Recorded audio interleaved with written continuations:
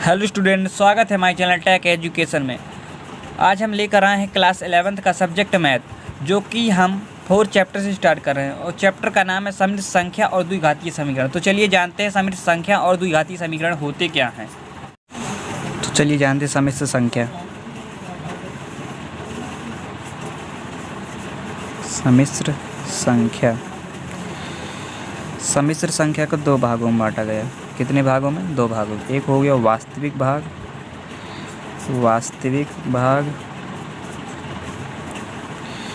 दूसरा हो गया काल्पनिक भाग।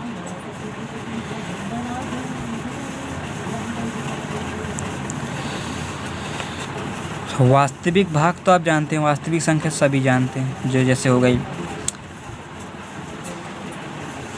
पूर्ण संख्या, प्राकृतिक संख्या, पूर्णांक संख्या, सम संख्या, विषम संख्या, अभाज्य संख्या, सहभाज्य संख्या, यह होती है परमेय संख्या, अपरमेय संख्या। यह वास्तविक संख्या में आती हैं। जैसे हो गई x² बराबर 9, तो x√9 x के बराबर प्लस माइनस, ये हो गई वास्तविक संख्या। ऐसी होती हैं।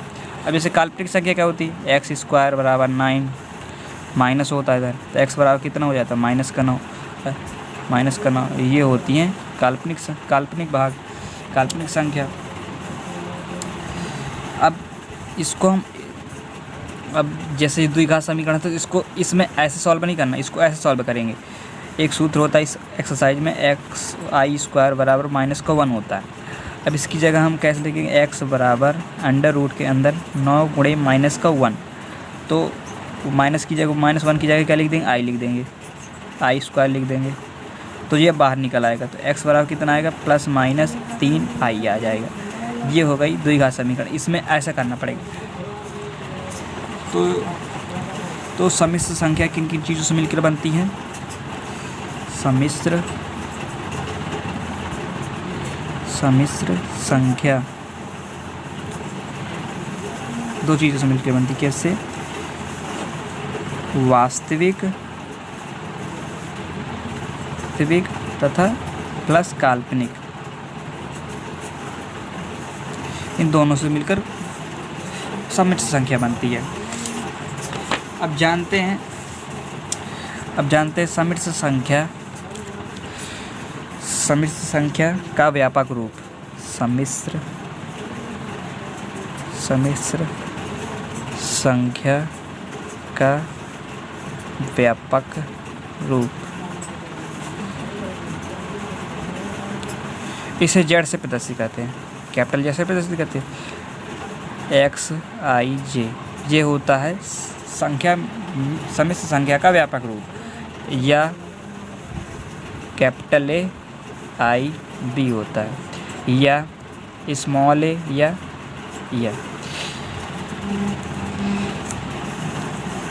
इतना होता है। ये होता है x होता है वास्तविक, ये y होता है काल्पनिक। जिसके साथ i लगा होता है वो क्या होता है? काल्पनिक। अकेले x होता है वो क्या था? वास्तविक। जैसे ये भी वास्तविक है, ये काल्पनिक है, ये वास्तविक, ये काल्पनिक है, जैसे चलता है। जैसे उदाहरण लेके समझाते हैं। जैसे 2 + 3i, तो इसमें 2 क्या है? 2 वास्तविक है, 2 वास्तविक है। अब 3 क्या है? काल्पनिक हो जाएगा। इस तरह अब जैसे इसकी तुलना करेंगे इससे, x + iy से, तो x का मान कितना होगा? 2, y का मान कितना होगा? 3। ये हो गई व्यापक रूप। अब कुछ जानते हैं फॉर्मूले इसके, इस चैप्टर में हमने जाना था i² बराबर कितना होता है? -1। अब इसमें दोनों तरफ i² गुणा कर देते तो क्या हो जाएगा? i³, तो इधर क्या आ जाएगा? i² माइनस का i²।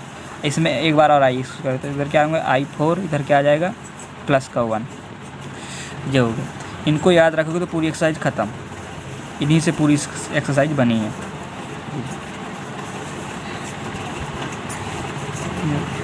अब जैसे एक एग्जांपल लेते हैं, ये इम्पोर्टेंट याद रखना। अब जैसे एक सवाल लेते हैं, जैसे आई स्क्वायर प्लस 3 की पावर 4।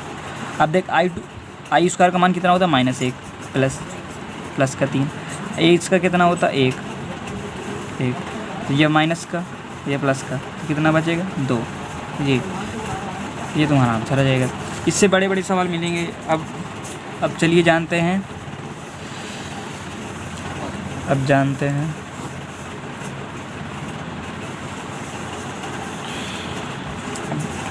किसी भी सम्मिश्र संख्या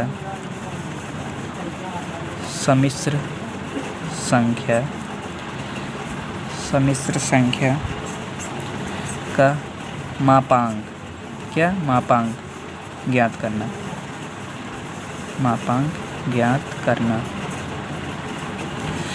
तो कैसे ज्ञात करेंगे? पहले z बराबर क्या होता है x प्लस आई, ये तो व्यापक रूप हो गया। अब इसका मापांक कैसे कहते हैं? मापांक मतलब इसके अंदर मॉड लग जाएगा, मापांक मतलब बराबर x square plus y square, ये होता है मापांक।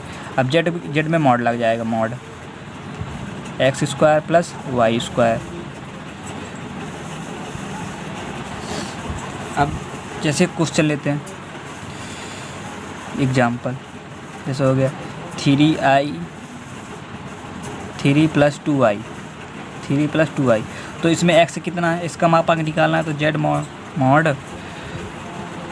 3 का स्क्वायर प्लस 2 का स्क्वायर, तो जेड मॉड कितना आएगा 9 और ये 4, तो जेड मॉड कितना आ जाएगा 13। ये क्या हो, इसका मापांक हो गया।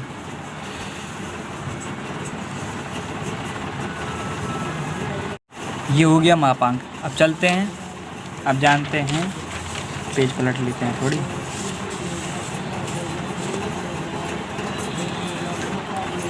अब जानते हैं अगला पॉइंट,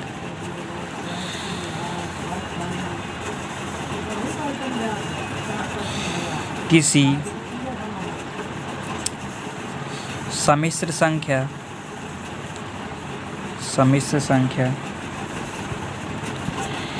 क्या का गुणांक, क्या होता है गुणांक ज्ञात करना। अब इसके लिए किसी सम्मिश्र संख्या का गुणांक ज्ञात करना। अब इसके लिए हमें क्या बनाना पड़ेगा, एक पहले तो हमें वो खींचना पड़ेगा चतुर्थांश।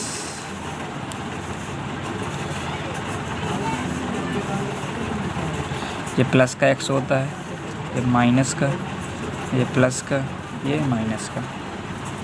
अब ये प्लस प्लस है तो इधर प्लस प्लस के चिन्ह होंगे, ये माइनस है ये प्लस है तो ये इसके होंगे, ये दोनों तरफ माइनस माइनस है तो ये माइनस ये माइनस।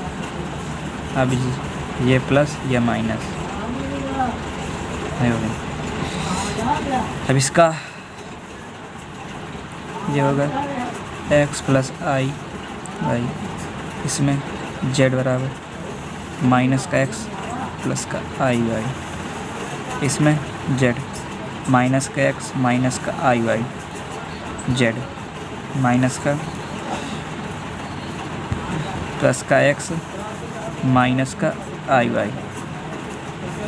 ये अब इसका ये होता है theta, A R G theta गुणांक होता है। अब इसका होगा ए जी आर बराबर क्या होगा पाई माइनस थीटा। इसका होगा ए जी क्या होगा माइनस कोष्टक में पाई थीटा, क्योंकि दोनों माइनस में है। अब इधर क्या आएगा ए आर जी कितना होगा माइनस का थीटा, ये होगा क्या नाम थे गुणांक। मान कितना थीटा बराबर tan इनवर्स वाई बटे एक्स मॉड में, ये हो गया।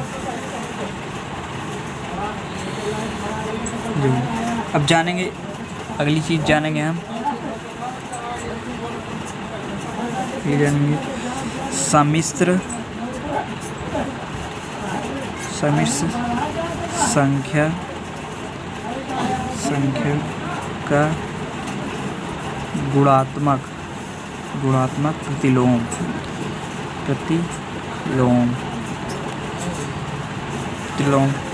जैसे z बराबर कितना दिया गया है 3 + 2y दिया गया है।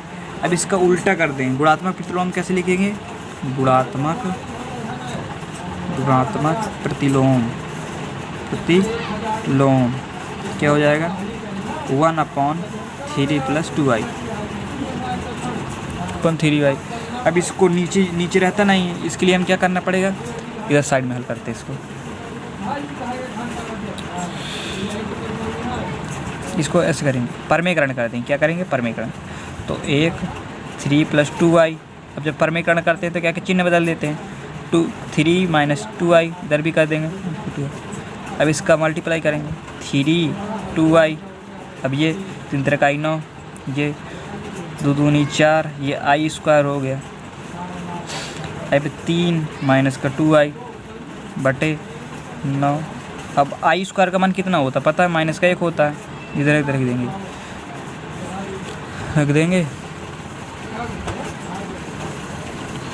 फिर -3, ये 2, ये माइनस क्या हो गया? प्लस। तो 3 - 2y बटे 13। अब इसको हम अलग अलग लिख देंगे, 3/13 -2i बटे 13। ये हो गया जेड के रूप में बदल गया। ये x का मान हो गया, या वास्तविक मान हो गया, या काल्पनिक मान हो गया। अब थोड़ी सी जानते हैं द्विघात समीकरण, द्विघातीय समीकरण जानेंगे। द्विघातीय समीकरण जैसे मान लीजिए x² + 3 = 0, इसको हल करना है। इसको हल करेंगे कैसे? तो ये उस साइड आएगा तो -3। अब इसका अंडर रूट के अंदर चला जाएगा -3। अब ये क्या हो गया? काल्पनिक मान हो गया। अब हमें द्विघात समीकरण, अब हमने पहले बताया था इसको ऐसे लिखेंगे, तो -3 × -1। अब -1 किसका मान होता है? i² - 1 होता है। तो x बराबर कितना होता है? ये i -1 की जगह क्या लिख देंगे? i² लिख देंगे। अब ये निकलेगा बाहर, कितना निकलेगा? +√3i। ये हो गया। इसी तरह सब करने, इतना पढ़ना इस चैप्टर में हमें। तो चलिए, तो अगले पार्ट में हम अगली एक्सरसाइज लेके आएंगे। कितनी? 4.1। आज के लिए इतना ही। धन्यवाद। Thank you.